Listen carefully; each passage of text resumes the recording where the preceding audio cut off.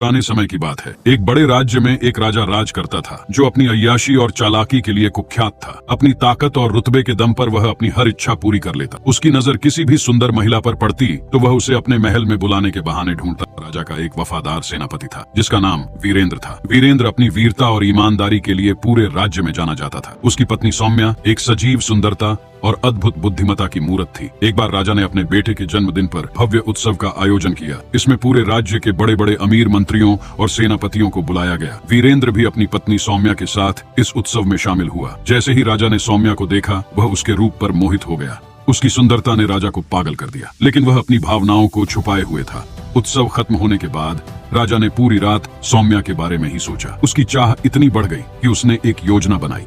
अगले दिन राजा ने वीरेंद्र को बुलाकर कहा, वीरेंद्र, तुम्हारी बहादुरी के कारण मैं तुम पर एक बड़ी जिम्मेदारी सौंप रहा हूँ। तुम्हें हमारे पड़ोसी राज्य में एक विशेष संदेश पहुँचाना है। यह बहुत जरूरी है। वीरेंद्र ने राजा की बात मान ली और तुरंत यात्रा की तैयारी करने लगा। जैसे ही वीरेंद्र रवाना हुआ, राजा ने अपने घोड़े पर सवार होकर वीरेंद्र के घर का रुख किया। वह अपने बुरे इरादों को अंजाम देने के लिए बेचैन था। जब राजा वहाँ पहुँचा तो सौम्या आंगन में बैठी अपने बाल सुखा रही थी। सौम्या ने राजा को देखा और तुरंत खड़ी हो गई। उसने राजा का सम्मान पूर्वक स्वागत किया और पूछा, महाराज, आज हमारे छोटे से घर में पधारने का कारण? राजा ने जवाब दिया, बस इधर से गुजर रहा था तो सोचा कि अपने प्रिय सेनापति के घर का हाल चाल लेता चलूं। सौम्या पहले ही राजा के इरादों को भांप चुकी थी। उसने राजा का आदर करते हुए उसे बिठाया और कुछ पकवान परोसे। लेकिन जब राजा ने उसके रूप की तारीफ करना शुरू किया और अपने इरादे जाहिर किए तो सौम्या ने मुस्कुराते हुए कहा, महाराज, मैं आपकी प्रजा हूँ और आप मेरे लिए पिता समान हैं। क्या यह शोभा देता है कि एक पिता अपनी बेटी की ओर ऐसे देखे? राजा इस जवाब से थोड़ा असहज हुआ, लेकिन उसने बात को हल्का करते हुए कहा, तुम्हारी समझदारी और सुंदरता ने मुझे मंत्रमुग्ध कर दिया है। मैं तुम्हें अपने हरम की रानी बनाना चाहता हूँ। सौम्या ने गहरी सांस ली और कहा,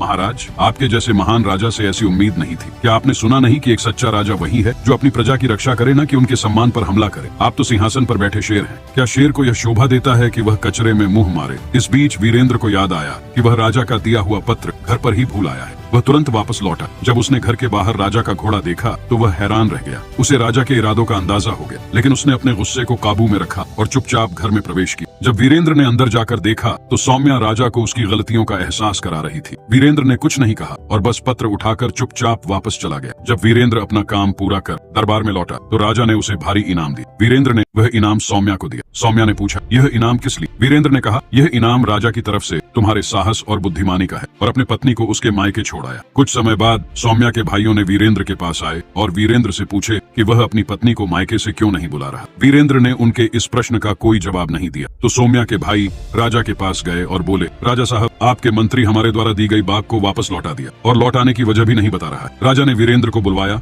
और पूछा, बताओ, तुम अपने बाग को क्यों लौटा दी? अपनी पत्नी के साथ राजा के संबंधों की बात सोचकर वीरेंद्र ने बोलना शुरू किया, महाराज, बाग वापस करने की वजह ईर्ष्या या नफरत नहीं। दरअसल एक दिन जब मैं बाग में आया तो मैंने शेर के पंजों के निशान देखे तो मुझे डर हुआ कि कहीं शेर मुझे भी न खा जाए। बस इसी बात के डर से मैंने बाग में जाना बंद कर दिया। राजा उसकी बात को बड़े ध्यान से सुन रहा था। वो सिंहासन से खड़ा हुआ और बोला, वीरेंद्र, अपने बाग में बेखौफ बिना किसी डर भय के चले जाओ। इसमें कोई शक नहीं कि शेर तुम्हारे बाग की तरफ गया था, लेकिन वो शेर न तो तुम्हारे बाग में कोई असर छोड़ सका और न ही बाग का कोई पत्ता तोड़ सका, न ही कोई फल खा सका। वो शेर तुम्हारे बाग में थोड़ी देर रहा, फिर मायूस होकर लौट गया। राजा बोला, कसम उस ऊपर वाले की, मैंने तुम्हारे बाग के चारों तरफ लगी मजबूत दीवार जैसी पहले कभी नहीं देखी। उसके बाद वीरेंद्र सीधा अपनी ससुराल गया और अपनी पत्नी सौम्या को ले आया। सारा माजरा बिना मंत्री वधू की इज्जत उछाले सुलझ गया और दरबार में बैठे किसी भी व्यक्ति को कुछ समझ नहीं आया। शिक्षा, सम्मान और ईमानदारी किसी भी रिश्ते की नींव होती है। ऐसी ही और कहानियों के लिए चैनल सब्सक्राइब कर चैनल पर बने रहे। आप सबका तहे दिल से धन्यवाद।